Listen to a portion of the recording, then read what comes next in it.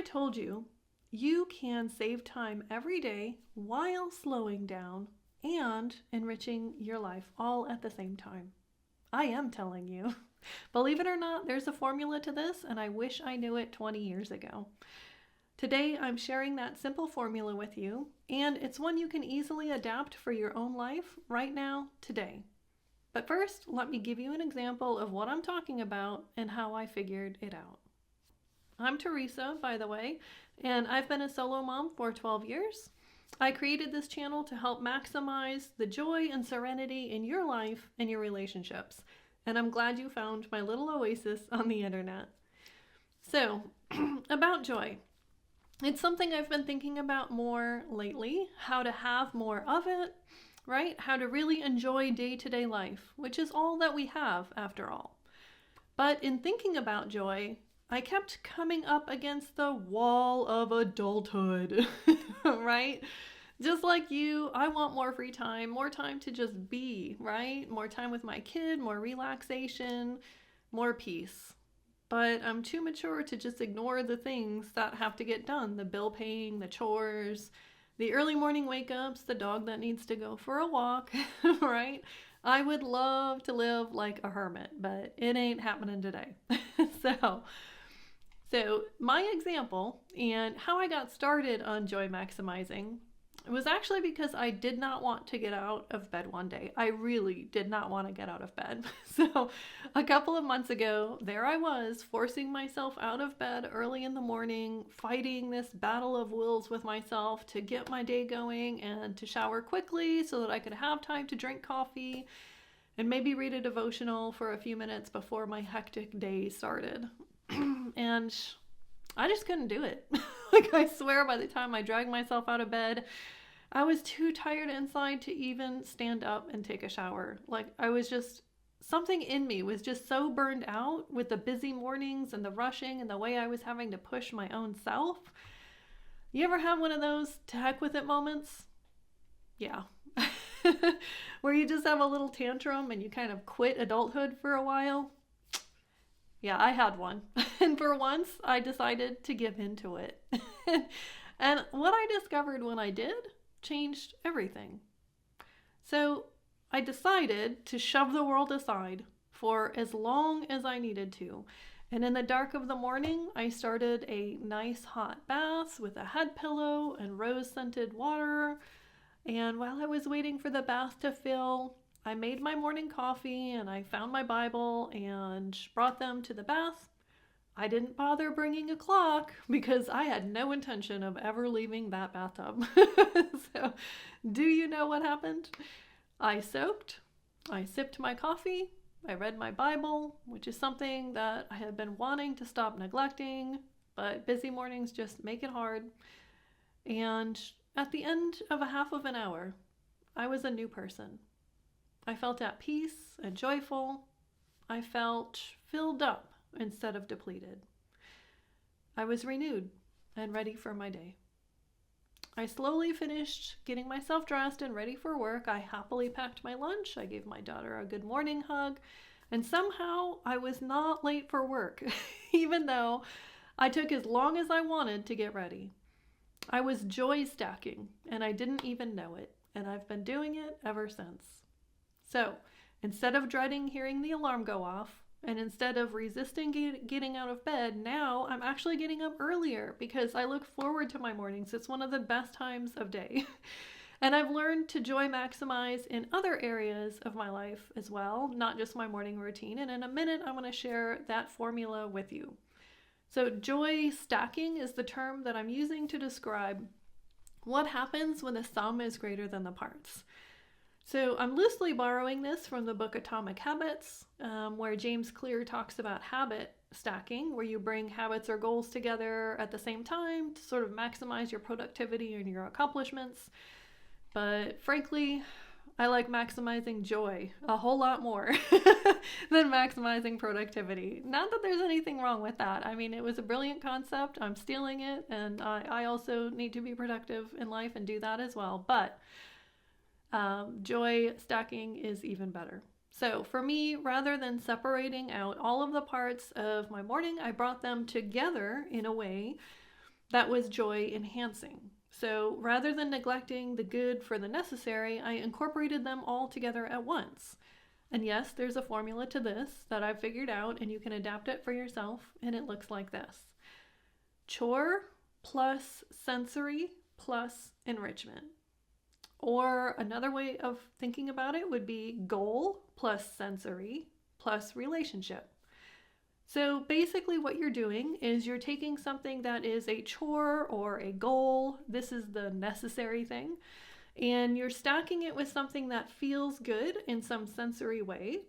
And then you're adding in an activity that nourishes your mind or your emotions or your relationships. So by doing this, you are saving time in the sense that you're getting more done in a smaller amount of time. But you're also nourishing your own heart and mind and life, and you're slowing down and you're cultivating joy and becoming present in the moment. It's like adulting at a new, higher, better level. It's kind of amazing, honestly. So let me give you a few more examples from my own life to help you see how you could put this into practice for yourself. But first, if you're enjoying this video, could you please tap the like button? I am so grateful for every single like. It really does make my day. Okay, so here's my next example. So rather than fighting with my teen to get her to walk the dog and hoping to find time to spend with her later in the evening, I've started going for a walk together with them. In the past, I used to think like I didn't have time to be able to do this, but that's the lie we tell ourselves.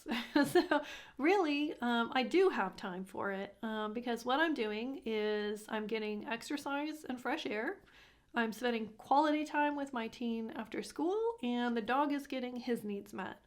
And I'm guessing he would probably rather walk with the whole pack, the group, rather than just one of us. So in this example, the chore is walking the dog, and the sensory is fresh air and sunshine. And the mind or emotional enrichment part is quality time with my teen. That's the relationship part, right? So these are all good things. These are all things I want, all things that are wonderful wrapped together in a lovely little bundle.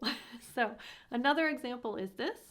Rather than trying to relax in front of the fireplace on the weekend, but feeling kind of guilty about all of the things that I didn't accomplish that week or that still need to be done or that are sitting around me in my own home needing to be done, calling out to me, right? So instead of doing that, I relax in front of the fireplace while listening to an enriching or enlightening podcast of some sort and crocheting Christmas gifts for my friends. So I'm doing all of these things that I love and that bring me joy, and there's no way I could accomplish them all separately, right? Because I just wouldn't have enough time to set aside to do each of them individually.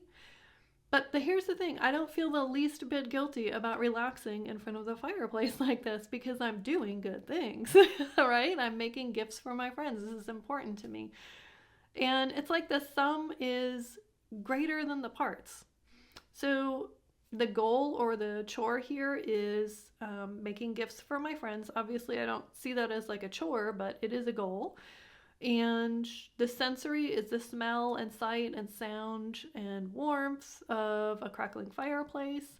And then the enrichment is the podcast that I'm listening to and that I'm learning something from or growing from in some way, right? Okay, so if you have younger kids, an example of this might be having them join you while you're making dinner. Let's say you're getting something ready that you're going to bake in the oven. So have them join you while you prepare that, give them each a little job. At the same time, listen to music. I would suggest, in this case, music that doesn't have words. So something like soft jazz or guitar music. And the reason you don't want words in this case is because once dinner goes into the oven, then you can use the time that it's baking in the oven to read your kids a book. So the chore is dinner, the sensory is the music, and the enrichment is quality time with your kids. You're getting them all done at once. It's amazing. So Listen, I'm here to tell you with over 40 years of experience that the world will always try to demand more of you. It will not stop. But you can counter that by demanding more and more joy from the world. And by being intentional about how to cultivate joy in your own life, you can make it to the next level of adulthood, right? Where chores don't seem like chores and life slows down and everything still magically gets done. So, I would love to hear your ideas for joy stacking, and I know others would as well. What brilliant changes will you make in your day to day life to maximize joy? Like, what will you do with your daily routines? Be a doll, share them below. We could all benefit from sharing our ideas together, right? Speaking of which, let me know which videos you might like to see next. What area of life could you use more joy in? What are you struggling with in life right now? What questions do you have? I will literally make you a video, so don't be shy, okay? If you want to save even more time and maximize joy even more, check out this video over here where I share how to stop making choices and instead streamline the daylights out of your life. And if you're enjoying these videos, you can take a second and subscribe over here. You'll be sure to get more great content, and there's no commitment. You can always unsubscribe if you want. All right, I will see you in the next video.